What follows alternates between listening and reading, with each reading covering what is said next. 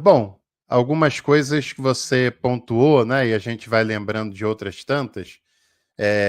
Você falou do Jean-Dominique Crossan, o Crossan, que eu vi no seu canal quando você o entrevistou, e que ele tem um conceito que é muito bacana e que, inclusive, ajuda até na própria teologia, que é a ideia da profecia historicizada.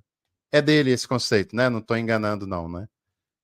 Não, Se- é ele mesmo. Eu Você sou pode de... explicar para a gente melhor o que seria uma profecia historicizada? Porque muitas pessoas, inclusive, e essa é uma problemática enorme, né? Porque muitas pessoas teimam de encontrar Jesus no Antigo Testamento, que já é uma, como diria o Oswaldo, uma tonteria. E além disso, elas usam alguns versículos que o Novo Testamento cita do Antigo como se fosse uma prova de que uma profecia, o cumprimento de algo que foi dito no passado. E aí esse conceito do Crossan é muito interessante para a gente ter uma noção sobre essa realidade, né? Mas, então, esse conceito é um conceito que eu acho muito bacana, Uhum. até porque você está falando sobre Jesus dentro do Antigo Testamento. Até recentemente eu fui chamada de louca, né, por um certo, como eu posso dizer, talvez apologeta, né, um teólogo aí das redes sociais, né, porque eu falei que Jesus não está no Antigo Testamento. E, de fato, do ponto de vista histórico, não está.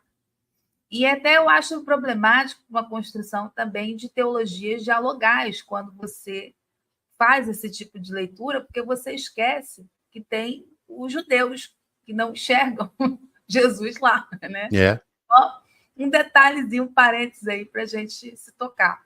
é. Agora, a profecia historicizada do Crossan é a ideia de que há uma informação, né? Você tem um texto, você tem um conteúdo. Esse conteúdo é esvaziado do seu contexto, da sua historicidade, e aí você projeta o que você quer ver nessa informação. E você transforma ela em uma profecia. Então, ela se torna uma profecia historicizada. Por exemplo, a ideia de que Jesus foi anunciado lá em Isaías, né, de uma virgem.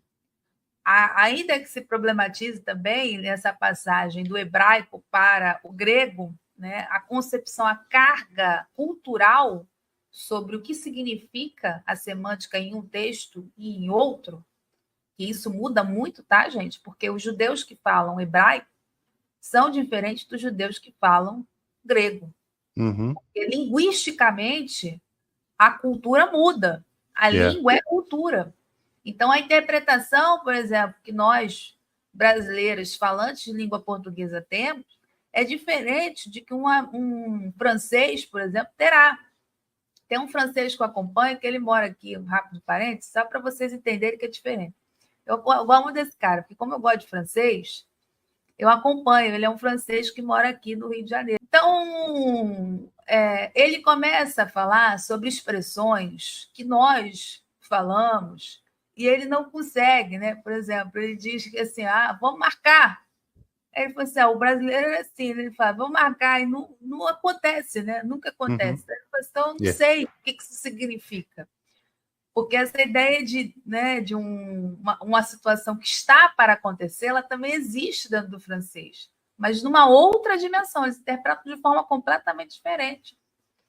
Então, culturalmente, isso precisa também ser analisado quando você pega, por exemplo, a passagem de Isaías, em hebraico, para o grego. Isso é um primeiro problema.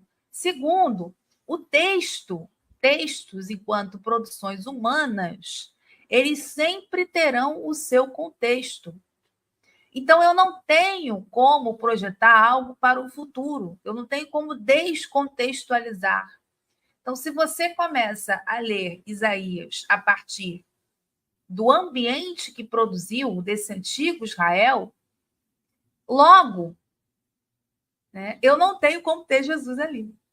Esse é o problema. Como também a queda do Templo de Jerusalém, por exemplo. A queda do Templo de Jerusalém é uma outra passagem ali. A pessoa já está ciente daquela informação. Mas ela quer projetar isso para dizer que Jesus já estava sendo anunciado. É por isso que a gente vê que essas profecias aí, que o mundo está acabando, não está acabando, o mundo do jeito que vai acabar mesmo, porque a gente está destruindo o mundo, né? Mas não porque está sendo anunciado. Mas você veja que é uma constante reatualização, é uma fórmula que faz sentido, toda vez que você esvazia o contexto. Então, profecia historicizada é isso. No fundo, é um esvaziamento do contexto, ou seja, o que teria motivado a produção daquele texto, né, a partir da realidade histórica, né, do mundo cultural, linguístico, social, econômico e político que o autor ou os autores teriam produzido originalmente aquele texto. E aí, gostou do corte que você acabou de assistir? Então não se esqueça de deixar a sua curtida, de se inscrever no canal e aproveite também para visitar a descrição desse vídeo, porque lá tem um material muito rico que certamente vai te interessar.